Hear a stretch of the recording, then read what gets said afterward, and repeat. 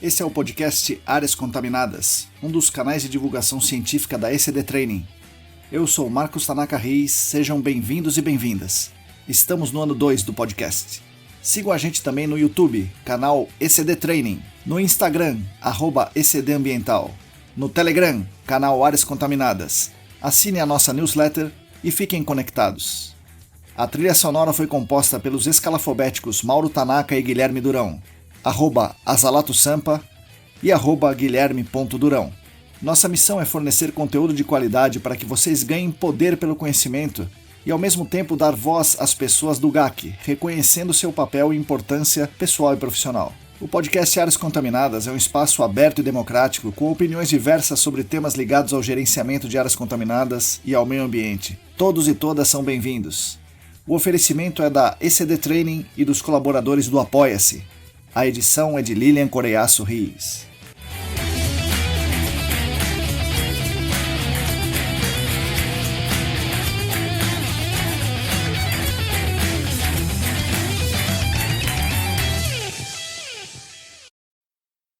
Olá, para todo mundo que está lavando a louça ou fazendo outras atividades domésticas, para quem está andando de carro ou de outro transporte, para todos aqueles que com maior ou menor assiduidade nos acompanharam, nos aguentaram durante esses últimos 12 meses muito loucos, bom dia, boa tarde, boa noite.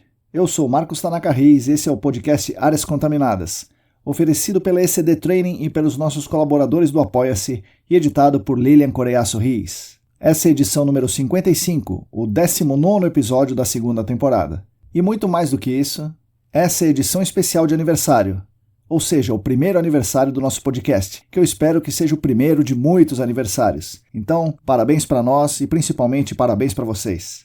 A nossa principal missão aqui é levar conhecimento e divulgação científica da área do GAC para toda a nossa comunidade, além de falar um pouco sobre meio ambiente, sobre ciência, economia, tecnologia e outras coisas também.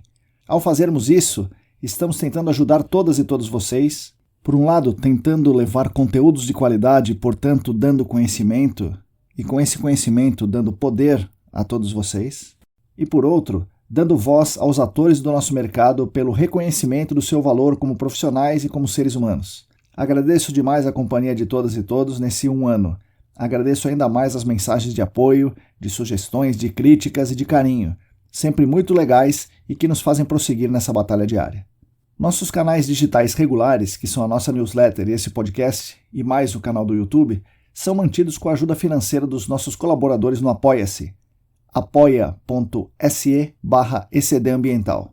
Quem quiser e quem puder contribuir financeiramente conosco, será muito bem-vindo, muito bem-vinda e estará ajudando a mim, é claro, mas também a toda a nossa comunidade. No episódio de hoje, especial de aniversário, conto uma breve história desse podcast, da origem dele e como foram os primeiros episódios. Conto também um pouco da origem e fim da ECD como empresa de sondagens. E conto também um pouco da minha trajetória pessoal como forma de compartilhar um pouco com vocês que nos acompanham nesse 1 ano de conversa. Eu gostei bastante de ter feito esse episódio e espero que vocês também gostem. Contamos com vocês para que essa luz nunca se apague. Fiquem agora com as palavras da ECD. Bom, pessoal, agora eu vou entrar no tema central desse episódio aí e vou contar um pouco das histórias, da minha história, da ECD e desse podcast. Bom, vou começar essa história como eu começo fazendo com meus convidados. Da onde eu vim, o que eu fazia quando eu era jovem e por que eu escolhi a minha graduação. Bom, minha infância e juventude, eu gostava muito de algumas coisas, né? E ainda gosto de boa parte delas. Eu era muito fascinado pela leitura, eu adorava ler, ainda gosto muito de ler, então a leitura era uma das minhas paixões. Nós mudamos para Sorocaba quando eu tinha mais ou menos 11 anos. Antes disso, a gente morava num lugar em São Paulo que não tinha muitas crianças, assim, a gente brincava só, basicamente, eu e meu irmão. E quando a gente veio para Sorocaba, a gente teve uma convivência muito grande, muito rica, muito importante com as crianças. A gente veio morar num bairro mais ou menos periférico da cidade de Sorocaba e tivemos contato com várias realidades um pouco diferentes da nossa. Eu estudava em São Paulo numa escola municipal, vim para Sorocaba numa escola pública também, numa escola estadual, e assim fiquei até o final do meu ensino médio. 1 ano depois da gente ter mudado para Sorocaba, a gente mudou novamente da nossa casa, naquele bairro, nós fomos morar numa chácara, então era um espaço de experimentações, a gente fazia muitas coisas na chácara, né? O meu pai um cara muito inventivo, como vocês vão perceber no episódio que a gente fizer com ele no podcast, mas é um cara muito inventivo, meu irmão também muito inventivo, e muitas coisas aconteciam na nossa casa, né, na nossa chácara, também muito contato com a natureza, preocupação ambiental veio ali, né, na juventude, onde a gente tinha já uma grande atenção para as questões ambientais. Uma outra coisa que eu gostava bastante quando era pequeno, quando era jovem, era jogar vôlei. Então eu joguei vôlei minha juventude inteira, né, até o início da idade adulta. Joguei em muitos times, nos times de clube, depois em times da cidade, representando a cidade em jogos regionais abertos, Campeonato Paulista. Cheguei a jogar em times maiores, né, em times grandes da cidade de São Paulo e da Grande São Paulo, como Guarulhos. Fui o jogador, podemos dizer, profissional, né, eu recebia para jogar. Então o vôlei fez bastante parte da minha juventude e início da idade adulta. Outra paixão que eu tinha era o aquarismo, né? Eu sempre tive aquários, criações de peixes, e durante um bom tempo também, na minha adolescência, posteriormente, já adulto, eu criei peixes profissionalmente, né? A gente criava para vender os peixes de aquário. E o aquarismo e a criação de peixes também propicia, né, muito entendimento do funcionamento da natureza, né? A gente tem que entender como são os sistemas aquáticos, os sistemas terrestres. Isso também incrementa a nossa veia ambientalista. E aqui um parênteses, o ser aquarista me ajudou muito depois nos trabalhos de campo, né, nos trabalhos de investigação de áreas contaminadas. Muito do que a gente aprende lá no aquarismo a gente traz para a nossa profissão. Recomendo a todos e todas que me ouvem aqui que comece a estudar um pouco mais sobre aquário. Sei que tem vários amigos aí que são aquaristas. Eu lembro bem do Kleber Salviati, meu amigo da pós-graduação no Senac, o meu amigo, meu aluno, Rodrigo Alves, e também a Letícia. A Letícia também é apaixonada por aquários. Muito bem, aí quando eu estou no final do ensino médio, no terceiro ano do ensino médio, isso era 1988, uma das coisas que me atraía, né, e era uma coisa moderna na época, eram computadores. Então prestei vestibular nas universidades públicas para a ciência da computação. Eu acabei entrando aí nas universidades estaduais, né, na Unesp, na Unicamp, na USP, e por fim eu optei pela USP. Lá na USP eu caí no Instituto de Matemática e Estatística. Nessa época eu morava com a minha avó e a minha tia em Santana. E não sei se vocês conhecem, o IME-USP, é parecido com a Poli, é um curso muito, muito difícil, né, um curso que exige muito da gente. Resumindo, no primeiro semestre eu reprovei em 4 de 6 matérias, no segundo semestre eu reprovei mais uma porção, e nessa época era o auge da minha carreira de jogador de vôlei, né? Então eu jogava muito, tinha muitos compromissos esportivos, e isso também ajudava a fundar a minha carreira acadêmica. E aí eu percebi que não era bem aquilo que eu queria. Depois de 1 ano e meio eu saí e voltei para Sorocaba, continuei jogando, resolvi encarar a minha paixão do voleibol. Me inscrevi no vestibular ao final do ano de 1990 para o curso de licenciatura em Educação Física. Aí passei no vestibular, comecei a estudar na Faculdade de Educação Física. Dessa vez fui morar numa república, na gloriosa Vila Gomes, bairro do Butantã, pertinho da USP. E as coisas foram bem diferentes, gostei bastante do curso. Lá na Faculdade de Educação Física, eu me reconecto com alguma coisa que fez muito parte da nossa infância e juventude também, que é o pensamento político, né? Militância política. Como vocês vão ver no episódio do podcast com meu pai, ele fez graduação na Geologia da USP nos anos da ditadura militar. As discussões sobre política, sobre militância, sempre estiveram presentes conosco. E esse pensamento, junto com o que eu estava aprendendo lá na Faculdade de Educação Física, na graduação, me fizeram pensar o seguinte: eu tinha que fazer algo que fosse importante, né? Algo que eu julgasse, que na minha visão fosse importante para o mundo.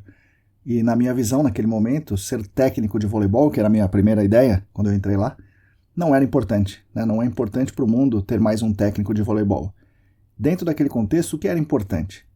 Era importante trabalhar com lazer e recreação, por exemplo, e talvez mais importante ainda era ser professor, né? Professor de uma escola onde eu podia fazer realmente a diferença, uma escola pública de preferência. E assim foi. Eu acabei a minha graduação em 1994, prestei um concurso para o Centro Paula Souza, né? Hoje são ETECs, né? Naquele momento era ET, Escola Técnica Estadual, e eu entrei no concurso para a ET Guaraci Silveira, em Pinheiros.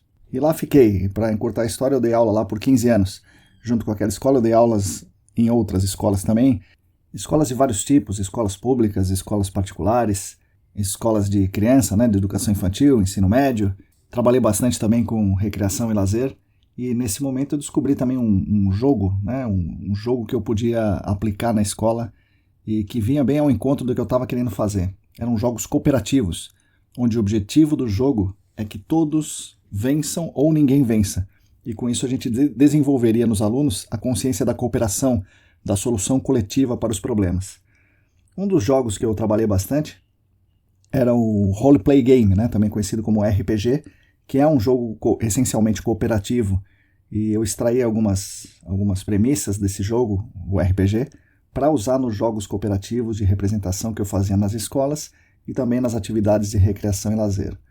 E passei com isso a dar cursos e aulas e fazer ações em escolas, em outras entidades, utilizando o RPG e os jogos cooperativos para a educação ambiental.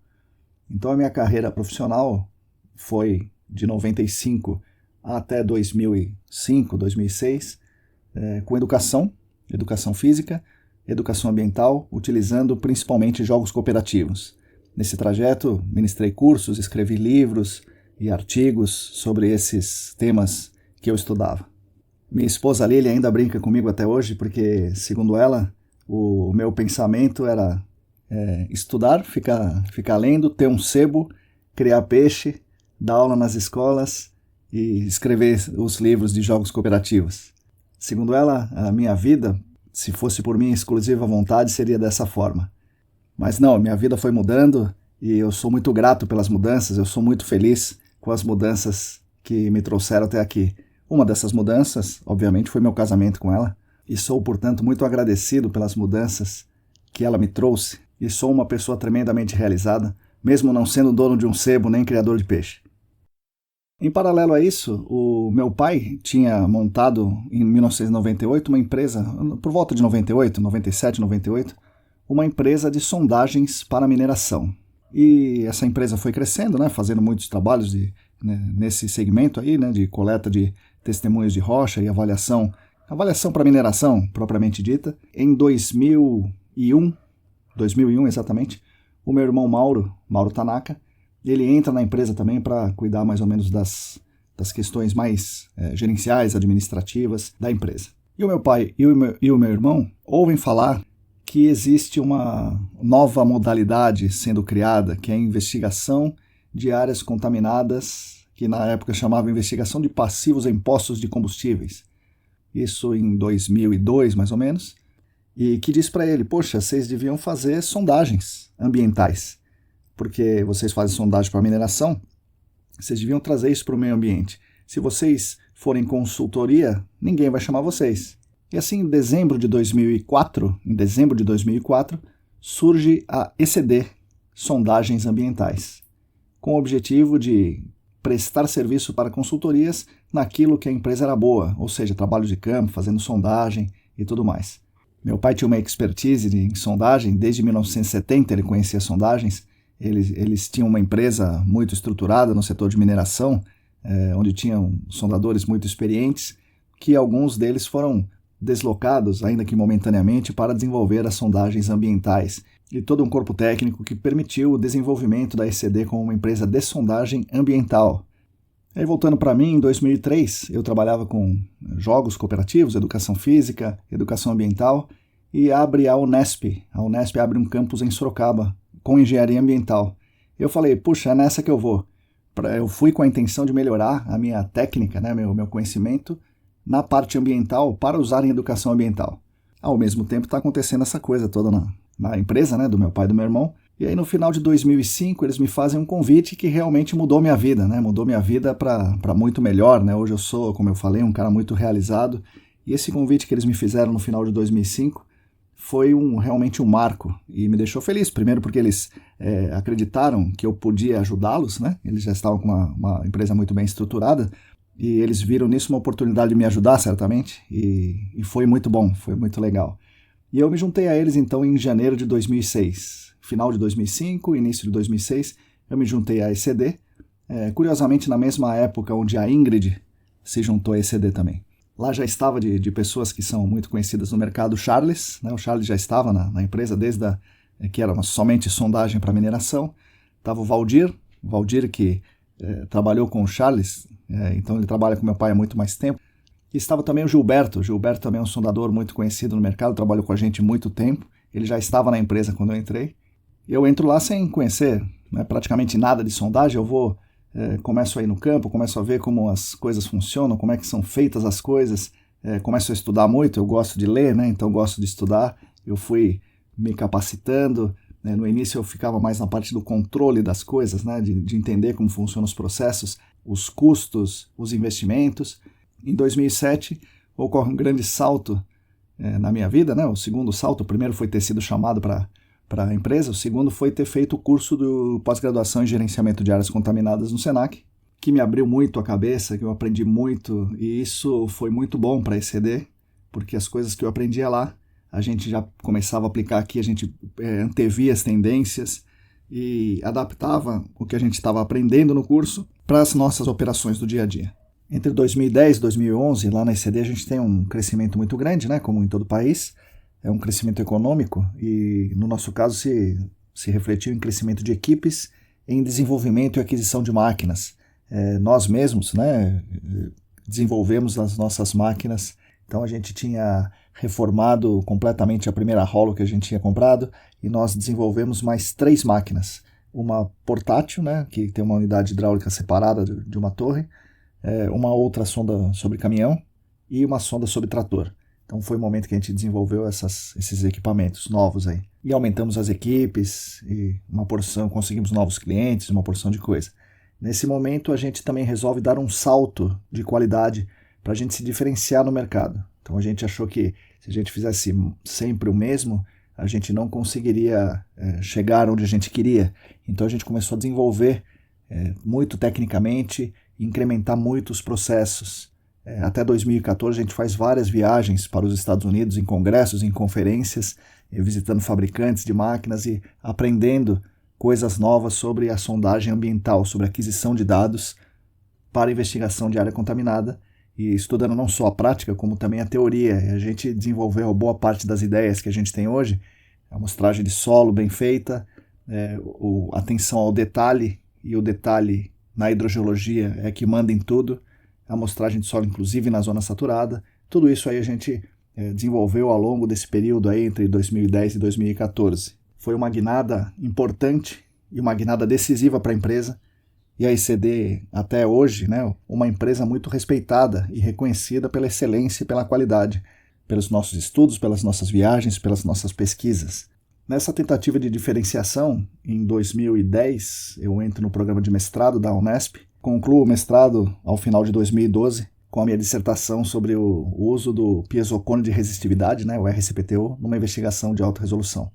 A gente comprou esse equipamento, o RCPTU, em 2011. No final de 2011, eu acabei concluindo o meu mestrado, atuando com aquisição de dados para investigação de área contaminada, que era realmente o que a gente queria fazer. E aí a gente começa a apresentar em congressos, começa a escrever artigo, começa a ficar conhecido e reconhecido no nosso mercado de áreas contaminadas, não só como uma empresa que faz furo no chão, mas sim como uma empresa que tem algumas ideias diferentes para a aquisição de dados importantes para a investigação e remediação de áreas contaminadas. Então foi um período muito, muito profícuo na ECD. A gente produziu muitas coisas, inventou muitas coisas, desenvolveu a empresa, desenvolveu os processos, as pessoas. Então foi um negócio muito legal. Foi uma decisão muito acertada. Porém, a decisão é acertada por um lado, mas por outro lado, cria dificuldades econômicas. Então a gente tem que gastar mais para manter um padrão de qualidade estabelecido por nós mesmos. Isso gera um gasto maior, um capital de giro maior, resumindo, um custo muito maior. E os outros concorrentes, eles permanecem fazendo o que sempre fizeram e cobram mais barato. E aí o nosso cliente opta quase que invariavelmente pelo mais barato. Então a gente já sentiu naquele momento que o nosso espaço estava se reduzindo. As consultorias passaram a recomendar menos os nossos trabalhos, ainda que talvez eles achassem que fosse melhor, mas era mais caro e eles resolveram dar menos custos para os seus clientes, que eram as indústrias, né, os postos, os responsáveis legais, economizando na contratação do terceiro, que era a sondagem. Talvez eles pensassem assim, preciso de um posto de monitoramento, tanto faz. Eu fazendo furo e colocando o tubo lá dentro, tá tudo certo. Enfim, a gente não pensou nisso na época, ou se pensou também, a gente não deu atenção, e continuamos seguindo no nosso movimento de excelência, né? Então, em 2012, entre 2012 e 2013, a gente adquire a nossa sonda Power Probe, né? A sonda portátil, mas não só a aquisição da máquina em si, mas o treinamento que a gente fez com o pessoal da AMS dos Estados Unidos, que foi muito bom, e as ferramentas que nós compramos nos permitiu mudar de patamar. Realmente ali, com essas ferramentas e o RCPTU, a ECD mudou de patamar e passou a ser uma empresa realmente de excelência e diferenciada no mercado. E permitiu também o desenvolvimento de novas ideias, novos conceitos, novos modos de pensar. Eu escrevi também muitos artigos nesse período, capítulo de livro, artigos não só científicos, mas também artigos em blogs, em revistas como Meio Ambiente Industrial, como a antiga Pollution Engineering. Foi um desenvolvimento, um salto muito importante, até que veio uma terceira virada fundamental aí na minha vida, que foi ser chamado pelo Rodrigo Cunha, um cara fantástico. Aí ele me convida para me juntar a ele e ajudá-lo na coordenação do SENAC e dar aulas nos cursos de pós-graduação. E era uma coisa que eu adorava fazer, né? Sempre gostei de dar aula, então eu ia unir aí o útil ao agradável. Eu ia dar aula, que eu gostava muito, de um tema que eu estava estudando e me era muito importante naquele momento. Não mais os jogos cooperativos, não mais a educação ambiental, mas sim a técnica, né? A técnica minuciosa da investigação de área contaminada. E aí foi RCPTU, Dual Tube, Piston Sampler, Screen Point, e toda essa porção de coisa a gente ia mostrando na aula, postos pré-montados, ia desenvolvendo, mostrava na aula, corrigia, caixa preta de luz ultravioleta, perfilador vertical do aquífero. Tudo isso aí foi desenvolvido principalmente lá nas aulas do SENAC, nas conversas com um monte de gente que a gente tem ainda, né, lá no SENAC, conversando e todo mundo se ajudando e desenvolvendo. Então, para nós foi muito bom, para mim particularmente foi fantástico ter isso. E quando eu voltava na ECD, eu tinha lá o meu pai e o meu irmão, que são caras fantásticos, inventivos, são muito práticos, né? Então a gente inventava qualquer coisa, preciso de uma máquina agora que ela crave esse CPTU, mas não bata. Deixa comigo, vamos fazer isso, vamos fazer aquilo, e desenvolveram, né? Modificaram totalmente a nossa sonda sobre trator para utilizar no RCPTU, né? E a gente precisou de adaptações para utilizar as ferramentas importadas na sonda sobre caminhão. Fizemos isso também tranquilamente. Desenvolvemos nosso próprio poço pré-montado. Foi difícil, né? Foi uma batalha desenvolver esse poço, e eles estavam lá sempre dispostos, né, a contribuir, a fazer as coisas acontecerem. E, claro, né, com o auxílio luxuoso do Charles, né, que é um cara que conhece muito a operação do campo. E com isso adquirimos aí respeito, né, com reconhecimento, qualidade, foram muitas alegrias. Porém, isso torna as nossas operações custosas, né? Então, nossa operação era custosa. E uma empresa pequena, não tem muito capital de giro, existia uma concorrência, a concorrência foi crescendo, né? Outras empresas de sondagem foram aparecendo, e sempre que uma empresa entra no mercado, entra para tentar conquistar o cliente com o menor preço. E os nossos clientes, que eram as consultorias, não viam valor naquilo que a gente fazia, ou por desconhecimento, ou por questão comercial, né, por estratégia comercial dela própria, né, da consultoria, acabavam não vendo o valor que tinha as nossas atividades, as nossas operações, as nossas invenções, as nossas coisas, e optavam por fazer o mais barato, né, em qualquer empresa de sondagem mecanizada que fizesse furos e instalasse postos de monitoramento. Então, isso junto com a nossa falta de habilidade de marketing, né, falta de habilidade em negócios, até uma certa intransigência, né, isso pode ser considerado um erro, né, mas a gente gosta de falar que a gente não se dobra, e o não se dobrar é um acerto, mas também é um erro. É um erro no sentido de que nós não tivemos condições financeiras de continuar mantendo a empresa. Então, o fim da ECD como empresa de sondagem decorre da concorrência, né? Como concorrência, eles precisam sobreviver, e uma das estratégias é baixar o preço. Também a gente se queixa, né, do nosso cliente, que são as consultorias, que algumas não sabem do diferencial, outras sabem do diferencial e não se importam com isso, optando por uma solução aparentemente mais barata, mas que na verdade é uma não solução, né, ou uma solução parcial. Mas eu não isento, nós e eu mesmo, dos nossos erros aí administrativos. Mas, como vocês viram na minha história, vocês vão ouvir na história que o meu pai e meu irmão vão contar também aqui no episódio posterior. Nós nunca nos apegamos aí a esse tipo de questão mais material. Isso pode ser uma soberba, pode ser um erro, mas é assim que nós somos e é assim que permaneceremos por um bom tempo. Guardo com muito carinho o último trabalho de sondagem mesmo da ECD, que nós realizamos no final do ano de 2019. Foi um trabalho de qualidade altíssima, que nós pudemos desenvolver um trabalho muito bom, junto com pessoas maravilhosas, nos permitiu conviver de perto com profissionais excelentes, com pessoas fantásticas, e que também me deu um alerta. Nós só fomos chamados para esse trabalho porque a consultoria confiou muito no nosso trabalho. As pessoas que nos indicaram tinham sido alunos e amigos, então estavam interessados realmente em fazer o melhor trabalho possível conosco. Esses profissionais conseguiram convencer os superiores de que era importante e existia um diferencial, e esse diferencial ia ser relevante lá no fim do projeto deles. E outro detalhe muito importante, o contratante, o responsável legal, também nos conhecia, também tinha sido aluno, e ele também, como responsável legal, via diferença, via valor no nosso trabalho. Então, foi um último trabalho de sondagem da ECD, e é um trabalho muito interessante e me deixou muito feliz pelas pessoas que a gente trabalhou e pelo reconhecimento do nosso trabalho, mas, ao mesmo tempo, nos alertou que isso nunca mais ia acontecer, né? Essa conjunção de fatores nunca mais ia acontecer, ia ser muito difícil a gente ser chamado para um novo trabalho. Então a gente caminhou para terminar as operações de sondagem lá na ECD.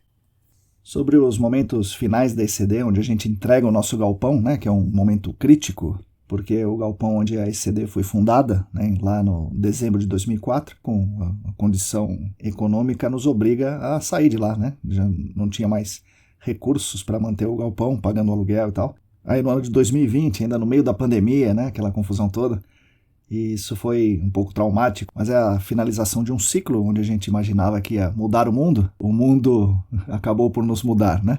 Mas a gente pode dizer que essa é uma luz que nunca se apaga. Mas enfim, como está a ECD hoje, né? A ECD existe, né, como empresa, a ECD praticamente não tem receita, mas ela existe. Ela tem uma máquina, que é a PowerProbe, e tem as ferramentas importadas, né, que a gente comprou da AMS.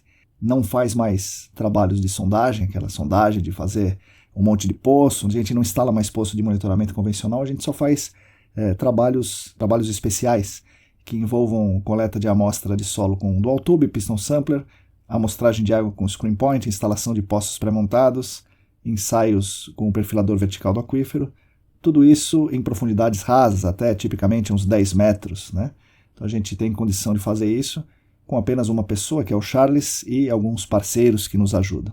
Outra coisa que a ECD faz, e tem sido interessante, é a gente acompanhar os trabalhos. Então a gente acompanha trabalhos que são feitos por outras empresas fazendo as varreduras de campo, com a caixa preta de luz ultravioleta, com o aquecimento de voláteis, com a descrição de solo, com a ajuda em campo para definir as zonas de fluxo, zonas de armazenamento, as unidades hidroestratigráficas, etc. Então a gente tem dado essa consultoria de campo.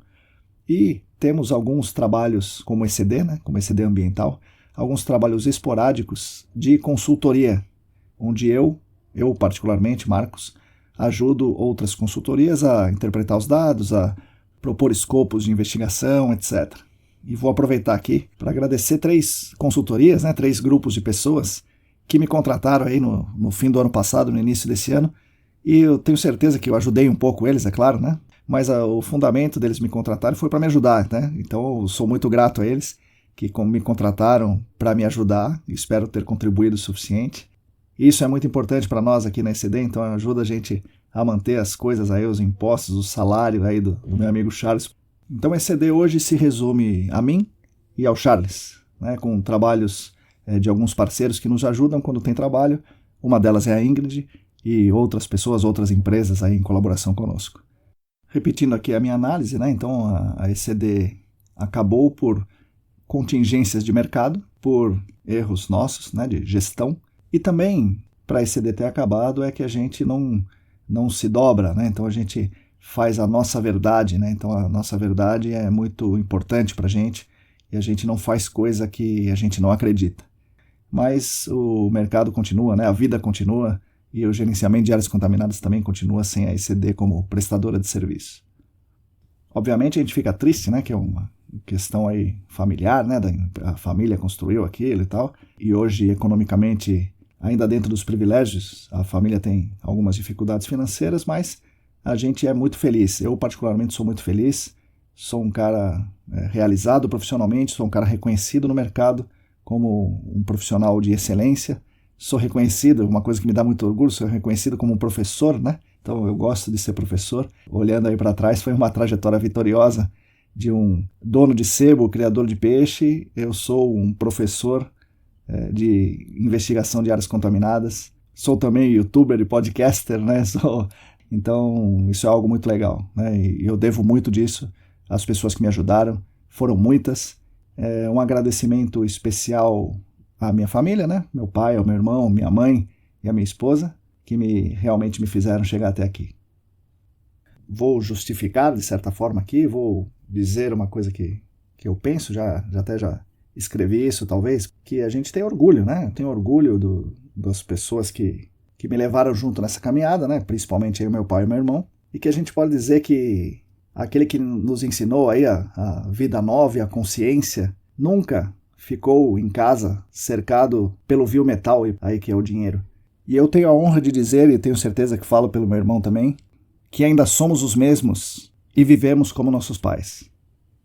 Então o pessoal me pergunta, mas se a ECD não está fazendo praticamente nada, o que você, Marcos, está fazendo, né? E o que o pessoal da sua família aí, seu irmão, seu pai, tem feito?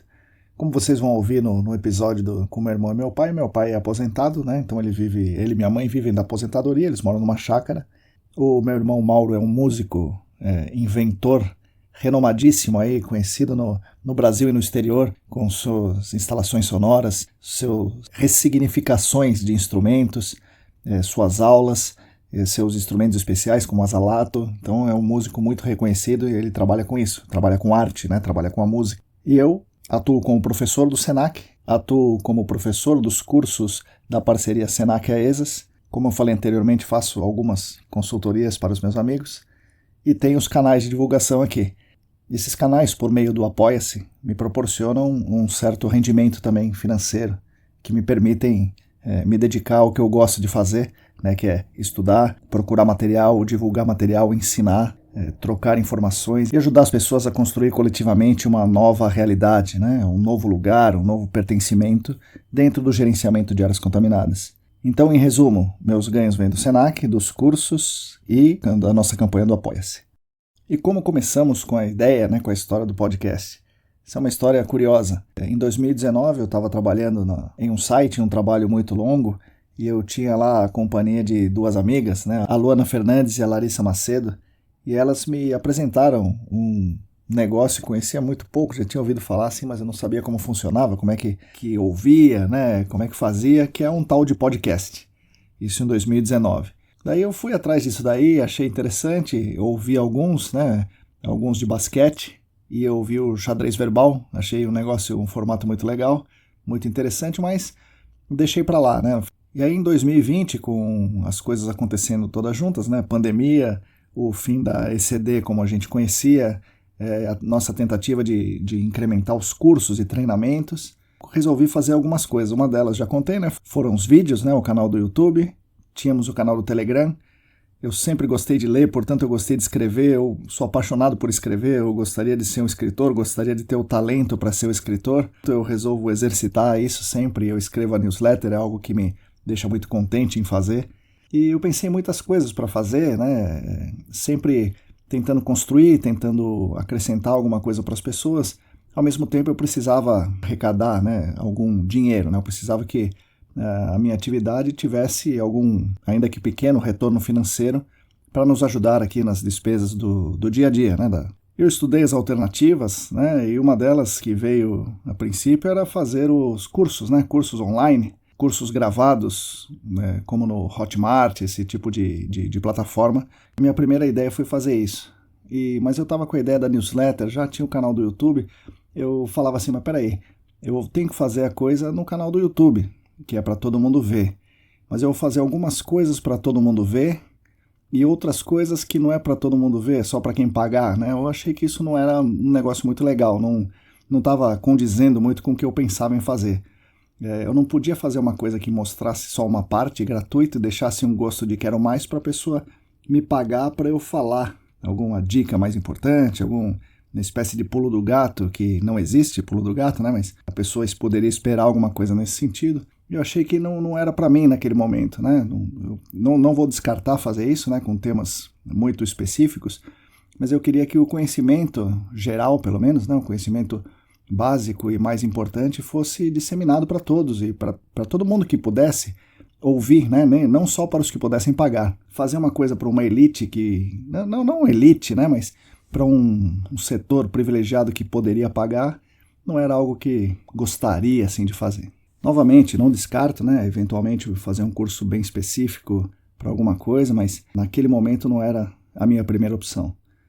E aí eu falei, bom, me lembrei do tal do podcast, né, que as minhas amigas tinham me sugerido, pedi ajuda para o meu irmão Mauro, que é músico, né, e entende muito de som, ele me deu várias dicas e eu estou até hoje aprendendo, né, mas eu gravo no microfone que eu ganhei dele, né, um microfone bacana aqui que ele me deu, direto no computador, eu uso o software Audacity e faço as edições no próprio Audacity. Quando eu entrevisto alguém, eu uso um software de gravação de tela que chama Active Presenter, extraio os áudios do Active Presenter, trato os áudios separados, depois junto e trato os áudios juntos depois, tudo no Audacity. Provavelmente tem jeito melhor de fazer, tem jeito de inserir vinhetas para ficar mais bonito, mas eu acabei optando por privilegiar a conversa, né? Eu acredito que esteja razoável, né? As pessoas pelo menos estão conseguindo ouvir, sem muito sobressalto. Tenho, obviamente, o auxílio luxuoso da Lilian Correa Sorris nas edições, né? O que me ajuda muito, muito, muito. E me permite fazer essas entrevistas um pouco mais longas, né? Não sei se mercadologicamente é melhor, né? Fazer um podcast longo ou um podcast curto. Tem gente que acha uma coisa, tem gente que acha outra. Eu estou optando por fazer o que o sábio Zeca Pagodinho ensina, né? Deixa a vida me levar. Então, tô deixando aí a vida me levar com esses podcasts e estou aguardando as sugestões de vocês. Se vocês tiverem sugestões, a gente vai incorporando. E foi aí que eu gravei os primeiros episódios, falando do que eu estava sentindo naquele momento, né, dos eventos que eu tinha assistido, das minhas opiniões sobre as coisas. E os primeiros episódios são basicamente isso, opiniões sobre coisas que tinham acontecido, sobre a Covid, sobre o primeiro encontro técnico Senac-AESAS. A seguir eu gravei uns episódios sobre as minhas ideias sobre o gerenciamento de áreas contaminadas, né, uma aula introdutória e depois uma aula básica sobre investigação de áreas contaminadas, uma aula básica sobre investigação de áreas com El-Nepo, e aí eu decidi tentar fazer algumas entrevistas. Chamei um grande amigo, Alan Humberto. Alan, poxa, muito obrigado mais uma vez, obrigado mesmo pela força, que foi um cobaia, né, coitado? Ele foi um cobaia das minhas entrevistas, eu não tinha a menor ideia de como fazer uma entrevista. Hoje eu acredito que eu tenha melhorado um pouco, mas o Alan sofreu na minha mão, coitado, e agradeço muito pelo desprendimento dele em participar da minha primeira entrevista. Depois vieram o Júlio Vilar, e aí veio vindo o pessoal, Calvin, Camila, o Átila, Cris, o Rafael Sato, bastante gente, a maioria são amigos, né, e pessoas importantes e conhecidas no gerenciamento de áreas contaminadas, e vieram também pessoas que eu conhecia menos, mas que eu achei importante trazer uma mensagem, uma história legal, pessoas não tão conhecidas dentro do nosso meio, mas que tinham muito a contribuir. E assim nós fizemos, né? Agora temos 54 episódios já publicados, então eu tenho orgulho dessa nossa trajetória, que começou então com a ideia de Luana Fernandes e Larissa Macedo, e aí no meio da pandemia a gente implementou a ideia de usar os canais digitais para fazer coisas, e uma dessas coisas foi o canal do YouTube, a outra foi a newsletter e, finalmente, o podcast. O podcast, eu vou confessar que foi a coisa que eu menos sabia, eu tive que pesquisar mais, encontrar um distribuidor, como é que as pessoas iam ouvir esse podcast, como é que eu transformava aquela gravação em áudio num vídeo para pôr no YouTube, como é que esse negócio vai pro Spotify, né, que é onde as pessoas mais ouvem. Tudo isso eu tive que aprender, e hoje eu sei razoavelmente como funciona isso. Tive uma dica muito legal também, do meu amigo William Derek, que me mostrou um material muito bom. Isso já deu uma ideia legal, um norte para eu tocar aqui o podcast. Tive também excelentes dicas de João Paulo Dantas, que me ajudou pra caramba no começo. Ele é um entusiasta do podcast e me deu várias dicas legais. Então, João Paulo, poxa, mais uma vez, muito obrigado. E por fim, como é que eu recebo, como é que eu ganho algum dinheiro com essa história, né? Outra coisa que eu não queria fazer, o YouTube com aqueles anúncios, essas coisas que ficam atormentando o cara que está assistindo, né? Como eu já falei, não quis fazer a história dos cursos pagos também, né? E daí também eu descobri esse tipo de financiamento coletivo. Eu aprendi isso com jornalismo, né? Algumas empresas jornalísticas não querem ser patrocinadas, não aceitam publicidade para, entre aspas, não ter o rabo preso. Então elas funcionam na base do financiamento coletivo dos leitores, né, de quem consome as notícias daqueles sites, né, daquelas empresas de mídia. E eu pensei que isso poderia ser feito também. Isso manteria o material gratuito para todo mundo, né? Então todo mundo tem acesso ao material. E era uma campanha de financiamento coletivo onde quem pudesse, né, quem quisesse, e não só querer, mas quem pudesse, faria uma contribuição aí por meio do Apoia-se. Eu também descobri essa plataforma esse ano de 2020. E assim eu fiz, né? Isso foi implementado em outubro, se não me engano, é isso aí, outubro de 2020. E os meus ganhos, aí, os meus rendimentos com todo esse material digital, aí, o podcast, a newsletter e o canal do YouTube, vem por meio de contribuições dos meus amigos, né? A maioria que contribui lá é meu amigo. Muitos contribuem porque realmente gostam do material, acham que vale a pena, né? Alguns contribuem porque são meus amigos pessoais, eu agradeço do mesmo jeito. E outros foram descobrindo os canais e resolveram entrar também e participar com sugestões e também com a contribuição financeira. E, poxa, eu fico muito, muito feliz e muito agradecido por isso. Tenho a consciência da minha responsabilidade, né, de falar coisas que eu considero a verdade, né, pelo menos a minha verdade. Eu não vou mudar o meu jeito de conduzir as coisas, né, fazer o que é certo, ou pelo menos o que eu acho certo. Divulgar as boas práticas sempre, não esconder nada, né, não esconder nenhuma informação só para ter algum tipo de vantagem, nunca vou fazer isso. E da mesma forma vou me manter sem ter o rabo preso aqui, só prestando conta a vocês que me ouvem. Se hoje eu sou uma voz importante no meio, né, tenho uma responsabilidade, como eu falei, sou uma voz importante, uma voz reconhecida, eu devo isso a todos vocês, todas vocês que me ouvem e que me apoiam. Devo também aos gigantes que vieram antes de mim, né, que a gente caminha no ombro de gigantes, foram muitos, mas posso destacar aqui no Brasil o Newton Miyashiro, o Fernando da IG Solos, o Vicente, o Paulo Negrão, o Heraldo e principalmente o meu amigo Rodrigo Cunha. Eu aprendi muito e aprendo sempre com ele. É um cara que eu realmente admiro e respeito demais. Então é isso, essa é a breve história do podcast Áreas Contaminadas. Eu espero que vocês tenham gostado desse primeiro ano e eu conto com a compreensão, com o apoio, com a audiência de vocês nesse nosso ano 2 do podcast Áreas Contaminadas. Espero estar contribuindo com vocês de alguma forma, no mínimo ajudando vocês a lavar uma louça melhor e divertindo vocês nas viagens de carro. Para finalizar esse episódio muito feliz para mim, onde eu me sinto com o dever cumprido após um ano desse canal de divulgação científica da área do GAC, gostaria de expressar a minha gratidão por essa caminhada. Gratidão primeiro à minha família, que por muitas vezes tem que entender as minhas ausências para construir esse trabalho aqui na ECD Training.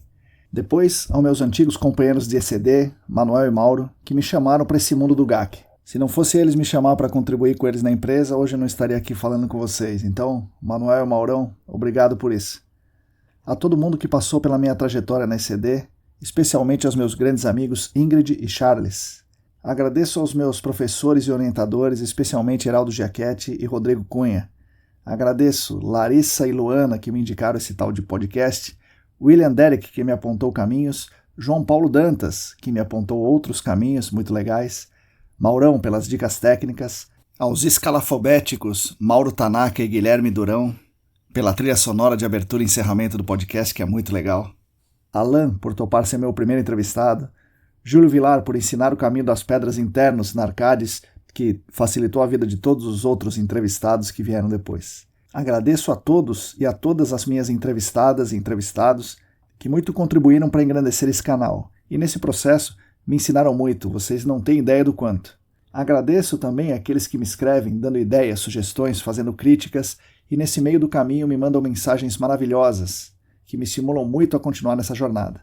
Agradeço demais a minha companheira, também editora desse podcast, um pouco por aguentar as minhas falhas nas gravações e muito mais pelos mais de 23 anos de convivência, me indicando caminhos a seguir e que poderia haver felicidade além do sebo e da criação de peixes. Lilian Coreia Sorris, muito obrigado. Por fim, agradeço demais aos apoiadores financeiros dos nossos canais que permitem que continuemos nessa jornada. Agradeço aos apoiadores em meu nome e em nome da minha família, é claro, mas também agradeço em nome de toda a comunidade que recebe uma boa quantidade de conteúdo gratuito, que contribui com a formação de todos e contribui também com o mercado.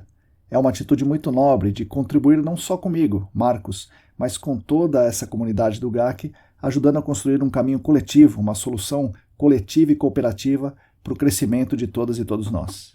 Os apoiadores atuais são Ábila de Moraes, Alain Humberto, Átila Pessoa, Bruna Fiscuc, Bruno Bezerra, Calvin Yost, Cristina Maluf, Denise Oliveira, Diego Silva, Fabiano Rodrigues, Felipe Nareta, Felipe Ferreira, Gilberto Vilas Boas, Heraldo Giachetti, João Paulo Dantas, Juliana Mantovani, Larissa Galdeano, Larissa Macedo, Leandro Freitas, Leandro Oliveira, Lilian Puerta, Luana Fernandes, Luciana Vaz, Marina Melo, Roberto Costa, Rodrigo Alves, Sérgio Rocha, Tamara Dias, Tatiana Citolini, Wagner Rodrigo, William Taquia e mais 7 apoiadores e apoiadoras que preferem permanecer anônimos.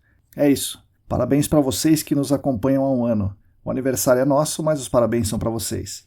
Mais uma vez, obrigado por me permitirem continuar lutando por um mundo melhor e mais justo para todas e todos e para as futuras gerações. E por fim, muito obrigado por me ajudarem a manter a nossa luz acesa. Um abraço e até a semana que vem.